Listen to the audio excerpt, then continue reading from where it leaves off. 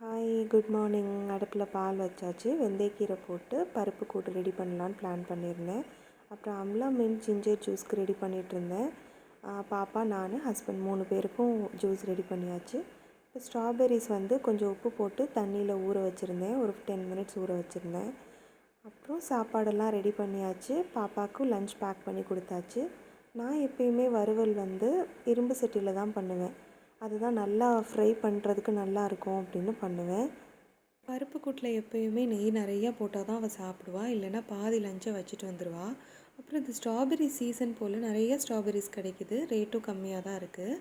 சரி, கிடைக்கிறப்பெல்லாம் வாங்கிக்கலாம். டெய்லி ஸ்ட்ராபெரிஸாக வாங்குறது.